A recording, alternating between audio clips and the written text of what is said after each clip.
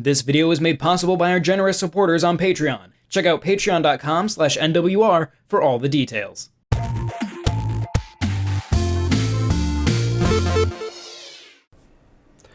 Disgaea is a long-running RPG series dating back to 2003, and since then it's been slowly iterating on a set of gameplay rules that has served it well over the last 18 years. These rules follow tactical grid-based combat with a cartoonish art style and tongue-in-cheek humor. At this point, Disgaea is a known quantity. It does what it does very well, with a slow and steady drip of new mechanics that adjust the gameplay without making any giant leaps forward. Disgaea 6, Defiance of Destiny, does exactly that, but cranks up some of the absurdity for a fun and exciting new addition. At its core, Disgaea 6 is one part tactical JRPG and one part visual novel. The story is laid out in chapters with multiple levels per chapter and world. Each level begins with a minute or so of conversation amongst the characters before launching into a combat encounter. This is the first warning for those curious about the franchise. While skippable, the amount of storytelling presented is fairly consistent. This means jumping into the action is always a bit stifled with a brief back and forth banter. It throws the pacing off and might be considered a hindrance to those impatient. That being said, the story of Zed the Zombie is charming. It's easy to fall in love with his steadfast attempt to defeat the god of destruction and save his sister. Zed, with his faithful dog and straight man Cerberus, stand as a solid comedic duo. Zed continues to attack and be defeated by the god of destruction. After every defeat, he is super reincarnated in a different world with new characters and combat maps. The fact that he's constantly killed is definitely played up for laughs. As the story progresses, a gang of merry followers joins Zed and Cerberus, sometimes against their will. One by one, we're introduced to a new, quirky character that dig deeper into the backstory like a weird anime Wizard of Oz. The comedic dialogue is really well written this time around. Characters constantly chime in on the foolishness of it all while breaking the fourth wall. Phrases like, "What kind of lazy developer would allow such a thing?" or, "If I kill you and you reincarnate, I can just keep leveling up," are commonplace. In addition, characters will often physically hit each other in cutscenes for faux game over screens or for 999 damage in pixelated RPG font. It's the attention to detail that really sticks out and adds to Disgaea's charm. Concerning the tactical RPG mechanics between the set pieces, they're pretty straightforward. Units are spawned from a central point and move individually across the grid to attack. Each unit's attack range is based on its special abilities, class, and weapon type, so there's a lot to experiment with. Higher proficiency with said weapons and the classes will gain them even more bombastic special attacks and increased damage.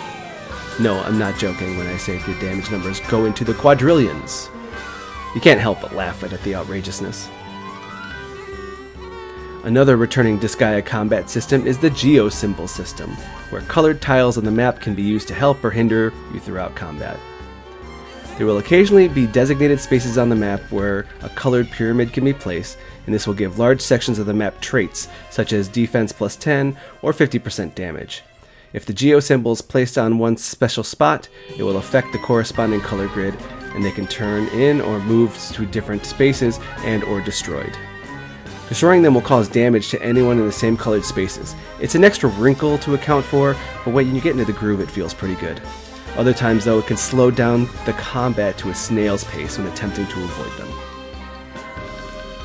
Those are the basics of combat, but with grinding your classes, weapon proficiency, and stats, you'll still need to replay some encounters. That's where the game introduces some of the newer features: demonic intelligence, auto combat, and auto replay. Demonic intelligence allows you to essentially program your team so you can have them automatically fight battles with you with auto combat. The DI system lets you program a series of if-then statements that will dictate how your character will move and behave in every situation. It's as complex as you want it to be.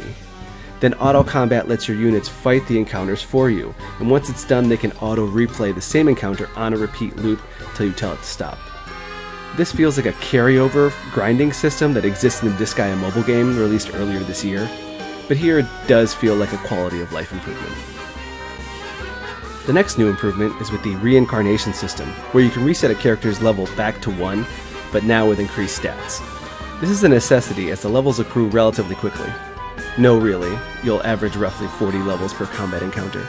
It's kind of wild and works for the sake of humor, but what's the difference when hitting someone for 10k damage when their life pool is 5 million? What's the old saying? If everyone's super, then no one is.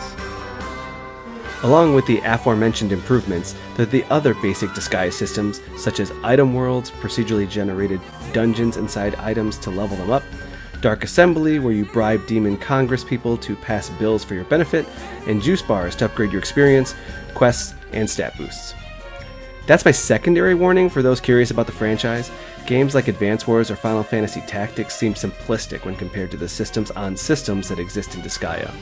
Managing dozens of troops, upgrading weapon stats, leveling each weapon individually, reincarnating, grinding, bribing senators, there's endless new tasks to learn and master. It's daunting at best and overwhelming at worst. The game onboards you slowly, but drowning slowly is still drowning. It may not be for everybody. Disgaea 6 doesn't break the mold from its predecessors, but what it does add are welcome inclusions.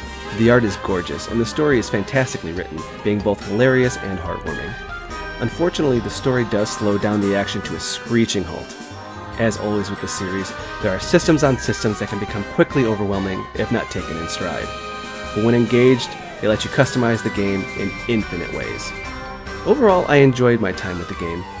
It has a consistent quality that has remained interesting over the years. It may not be the best tactical RPG, but the Disgaea name still holds weight within the genre, and this entry is no different. This video was made possible by our generous supporters on Patreon. Did you know that Nintendo World Report is funded directly by fans like you? When you support Nintendo World Report on Patreon, you get immediate access to multiple exclusive podcasts every month, exclusive Discord channels, an early look at select content, and more, all for as little as $1 a month. Check out patreon.com/NWR for all the details.